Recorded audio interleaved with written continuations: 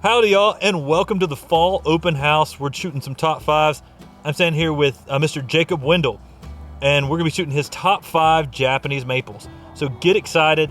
Guys, I'm Tim Nichols of Mr. Maple. If you can't tell, it's our Halloween open house. So I'm actually dressed up, as you can guess, hot chicken. So we have a lot of Halloween costumes going on out here today.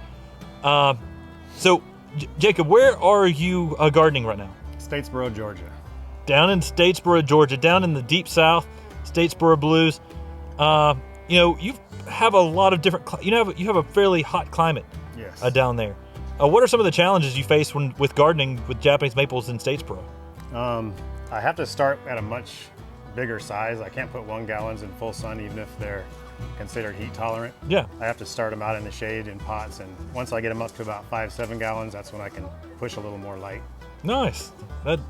That's a cool tip for some of y'all in the deep south. Appreciate you jumping in today.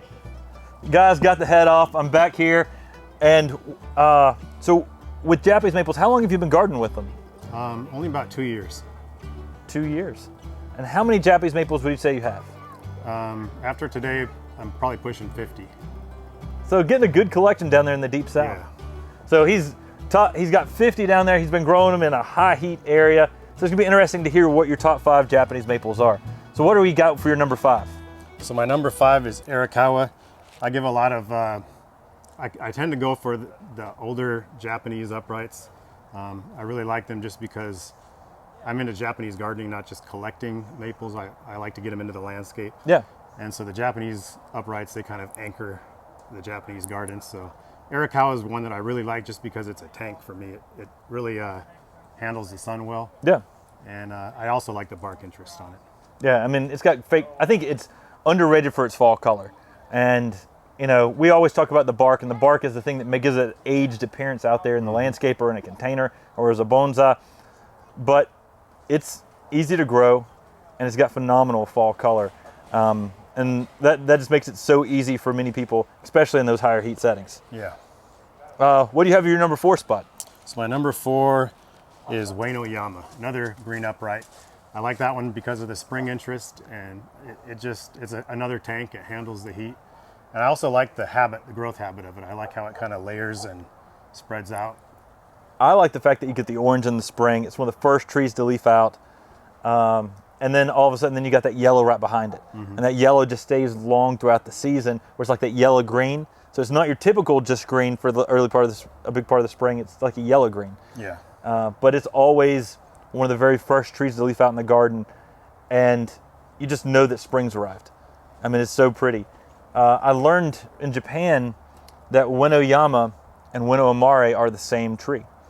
Ueno Amare means the pride of Ueno, and Ueno Yama means the mountain in Ueno.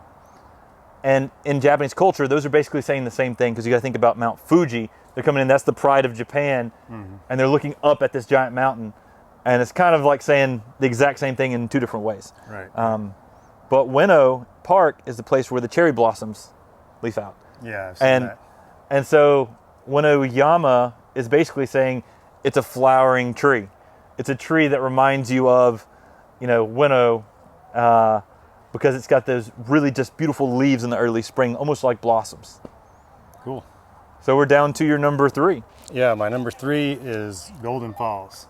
My Golden Falls, I have it in a pretty shady spot, but the leaves are pristine even in October right now. It hasn't hit its fall color because we don't get fall color until like early December typically down there. But I love its vigor, and it's just the leaves are always pretty on it. The bugs never bother it, at least mine, and it seems to handle the heat well too. It's been really impressive for me.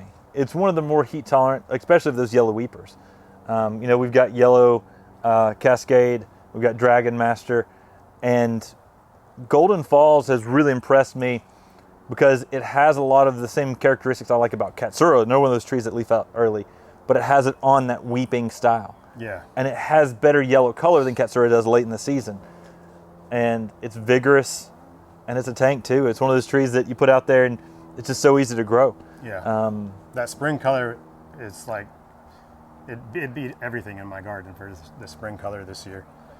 I did pick up a Dragon Master today, so I'm not. You have to compare. You have to compare on the two next year. I actually picked up about 25 trees in the last few months, and I'm leaving all of them off the list. So like Mila, Eye Candy, a lot of heavy hitters that I'm leaving off the list because I just haven't had a chance to really observe them yet. But all right, so what do you have next? My number 2 is Red Panda. Nice. Yeah. So I know there was a little talk about it being, hyped a lot and stuff, but I think it lives up to the hype. Of my other Makawa types, I've got Japanese Princess and Mayday and then regular Makawa. And I find it even more durable than regular Makawa, OG Makawa. It got 0 burn this year, even though I was pushing sun with it. And it always had color, like all the way up to October, it was still pushing reds. So I think it lives up to the hype. I really like it. Oh, that's awesome. We went through thousands and thousands of seedlings of red Makawas to select Red Panda. And literally, we went through so many evaluations, and Red Panda was the top of the line. Continued to put red flushes, new growth on each and every flush. Yep. And the red is more intense on the new growth flushes in the summer. And in the springtime, it held longer than the rest. And the more I grow that plant, we put a smaller 3-gallon in the ground at Buckholt's Nursery, and it's already 4 foot and by 4 foot wide. Wow. It just grew and filled in. And man, I'm so excited to get that tree more in production because it's really seeming like it's going to be a tree we can actually start to get out there more and more. Mm-hmm. So I'm super excited about offering Red Panda more and more. Cool. So we're down to your number 1. Yeah, so like I said, I'm into Japanese gardening, and so structure is really important to me. So I really like the structure of the Ghost series trees. Yeah. I like how they spread out and kind of layer. That's my favorite type of structure. So I'm going to side with your brother on this one. Of the original Ghost series, Amber Ghost. Oh is my no, favorite. Not another. I hear that a lot. What do you like about Amber? I like that it gives you different flushes of color throughout the year. Even in the summertime, it's pushing new growth that have that same spring color again. Yeah. And I just love the one I got it pretty big. I think it was like a 10-gallon. And so it's already got some nice structure and shape to it. And it's always a tree that I kind of gravitate to. Amber Ghost is a beautiful tree. It's got great fall color. The amber colors are amazing, but it's also one of the most heat tolerant of the ghosts. So it makes sense that you'd really love that one because it does well in high heat areas, which is impressive compared to many of the other reticulated styles. And that reticulation may fade, and it really holds up really well. Yep. Well, I really appreciate you jumping in this top 5. Thanks so much, everybody. Let us know in the comments what you think about his top 5 for Statesboro, Georgia. And y'all, take care. God bless, and have a great day. Have a great day.